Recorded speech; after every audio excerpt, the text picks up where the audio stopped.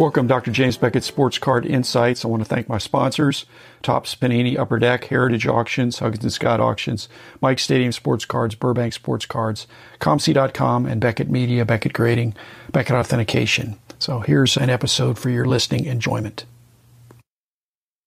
I'm going to predict, I know what your answer is going to be, but you'll say it. But I got a letter from this guy, Raul Badel, and he's looking for Alex Carrasquel, maybe Chico's uncle, I think. So he's collecting cards of famous Venezuelans.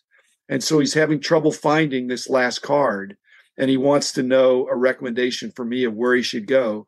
And I just have one name at the You're going to have the same name. He's got the take first a right. Table. Just take a right. Got the first table at the National. You walk up and say, that's what I'm looking for. And the crazy thing is, John Ramirez might say, what color variation of that card do you want? John Ramirez is still a collector. He will still look for certain things at the National each year. And he's not bringing as much as he used to. But John did actual buying trips to Venezuela. Through Chico. I think Chico was his guy. Yeah. Chico was his connection, I think. Wow. I think it was Alex, but I thought it was Chico. Because he and Pat Quinn, and I don't know who else went to Venezuela, and they would buy all this stuff. Yeah. Regular. And you had to have a guide. You couldn't go in there as an American and come out with cards. You had to have somebody walking you through it. Anyway, Raul, that's our best advice. That's a cool thing to PC, to get players from a certain country. Thanks to John, we were the first price guide to put in checklists for all the Venezuelan cards. He gave them to me at some show, and I got them into the database, and we had them priced for the next almanac. It was like the last thing I did for one of the year's almanacs. And I'm very happy that John was nice enough to do that. But I was very happy to get Venezuelan cards some real recognition finally, not just like the hidden secret of the hobby. Those were the first Topps Retirado cards. I mean, they were ahead of their time in terms of showing long retired superstars in their sets. Topps didn't do that for a long time. Play Ball had done that, and the 48, 49 Leaf had some old retired guys. But those Venezuelan cards, they're really interesting sets. So when you got the checklist there, it's a fascinating checklist. What was more fascinating, and I think I got this from a different guy, the first series of 67. Which is not the series everybody knows, but there's like a series of people who were playing the Venezuelan League in 67. And the Venezuelans. The Venezuelans. Non-Americans. Yeah. And there actually are a couple people who have their very first cards in that set. One's a Hall of Famer, and one could very well be a Hall of Famer. Bobby Cox and Dave Concepcion. Why would Concepcion get in, even though he was playing in the league at the age of 19? Why would he get in the Hall of Fame? He was a hell of a good player. No. There's a limit for how many Big Red Machine guys can There's no limit. There's no official, maybe not an official limit. All you have to do is unofficial limit. You cannot put the whole team in. I'll tell you who's not going to be on the Team Geronimo. Yes, Geronimo and Foster. Foster at his best. He just would have been a Hall of Fame. If he had been able to start playing regularly about 3 seasons earlier, he'd be in the Hall of Fame too. But it's Geronimo and Foster. Okay. Oh, Griffey's not making the Hall of Fame either. It's Griffey the elder. And senior? Yeah, he can go. He can go along with his son. Yeah. Hey, son is rightly so in the Hall of Fame. Big time, yeah. Okay, let's finish up with this one here. Actually, I got 2 more, I guess. Okay. One is, I got a question from Golden Slumber. Said, back in the days before the internet, what sources of information were used to determine card pricing? And I think we've already discussed that. Let me go first and just say that they weren't sources that were just sitting there. It was more compiling and gathering rather than printing something out. You had to go find it. It was like what they're going to do when they do tennis cards. They had to sign up the players individually instead of having one blanket licensing agreement. Now you can get a licensing agreement with eBay or the auction houses to scrape their data. But in the old days, we wanted all the data we could get, but we had to work hard to get it. I will say the hobby publications at the time, they were publicly available to everybody, and you had to assume that was available. SPD had long ads with long listings and things like that. But when you went to a card show, I don't remember too many card shows where somebody'd have their inventory printed out. The printed out inventory was Kit Young or Larry Fritch or somebody that was a major mail order dealer. Other than that, it was catch as catch can. I'm going to give you one of my little secrets. I would find out if I didn't know. Like in New York, I knew who the market makers were. But if I went to a new area and I knew somebody there, and I would say, tell me who the market makers are. Did they even understand that term? Yeah, they understood. They understood where I was coming from, especially if they knew me. Or I would say, I might say it this way, who should I talk to? I didn't say market makers, so you're correct. Okay. But I knew them as market makers. I would say, who should I talk to? Especially if I knew a couple of the vendors there that I knew were honest and would tell me, you go talk to this guy and you go talk to that guy. I could then form a good review or a good information from the show based on who I was told was going to tell me the truth and who was where. And with those people, I'd be very blunt and tell them what I was doing because I wanted to foster, especially in the days of regional correspondence, I also wanted to get them involved. So I needed to get buy-in.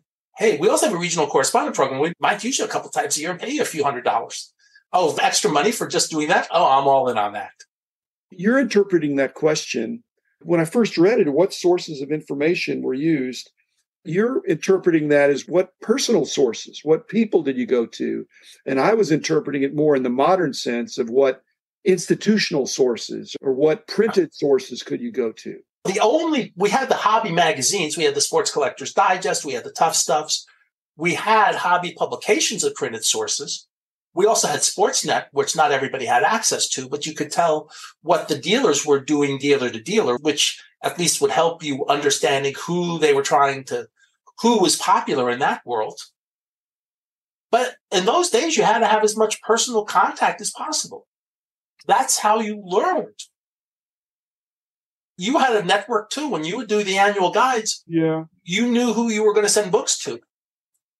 And you knew who was going to give you good, honest input when you sent them the books. Yeah. And the beauty of what we were doing is we had not reps, but we were doing it every year. And so we didn't want to wear out the sources, but you'd weed out the ones that were not, it was wasting their time and our time too. But the good ones were great. And we tried to compensate them in fair ways. You taught me something interesting. There was something came up with who is now still one of your corporate sponsors. And you told me, Rich, just in this case, I don't care if it's a bad deal, just make it. Yeah. And it worked out very well. He's still one of your corporate sponsors, so it worked out really well. He's done okay. His 40 million cards have done just fine. And by the way, you need not to go to my synagogue show in Labor Day weekend, but you need, especially since you have family out there, I am telling you, I am giving you permission. Anaheim. To go to Anaheim Convention Center. I am giving you permission to do that. I do not want you to use the fact that I have a synagogue, a 19 table. The big show that weekend, Rich. I'd rather you go to Anaheim. You have family out there. Diane wants to go out there. We'll see about that. It's the Anaheim Convention Center. It's the home of the greatest show ever known, the 91 National. Diane's pretty loyal to you as well, Rich. We'll see. I appreciate that, but I am giving you full permission. Okay. So keep that in mind. Okay. Last question. This is Todd. He says, I still get the Beckett magazine in the mail. I know he's not the only one, but hats off to you, Todd. He says, how about interviewing the guys who founded Upper Deck? And the problem with that is they're not all around still in more ways than one. So who would I need to interview that I haven't already interviewed? Have you ever interviewed Tony Lociano or whatever his name was? Loicano, yeah. Loicano. Because he's still around. I talked to him pre-pandemic. I think he was going to run a show. Like he's an hour from here, and he's going to run a show. And we were actually in the planning stages of helping him. Yeah. And that, needless to say, that's another victim of the pandemic. But there are some other people, and like the store. I think the people who have the Upper Deck store. Bill Hemrick. Yeah. Bill Hemrick's maybe passed away. I'm not sure. If he is, I would definitely talk to him. I'll tell you somebody else you've not interviewed. He got bought out pretty quick. I'll tell you somebody else I would talk to. Not really a founder, but he's the guy who made sure Griffey was card number one. And he's definitely still around. It's Tom Guideman. Guideman, yeah. And Guideman's still a young guy. He's younger than me. I think he's about 50. Young. Yeah, he was young at that time. He was a 20-something. Yeah. He's at 50 or early 50s. I would definitely talk to Guideman. That's his claim to fame is the Griffey. And he's done others. He's been in the hobby a long time. He's the GE of Sage. Yeah. What about Jay McCracken? He's around. I think Jay's still around. Jim Dolgus, I've seen him. Yeah. I'll probably see him at some point. Richard McWilliam has passed away. Paul Sumner, the printer, I don't think he was substantively involved. Yeah, no, the printer is just the printer. And Bill Hemrick, they got the name, and he was out after a year or two, I think. Yeah.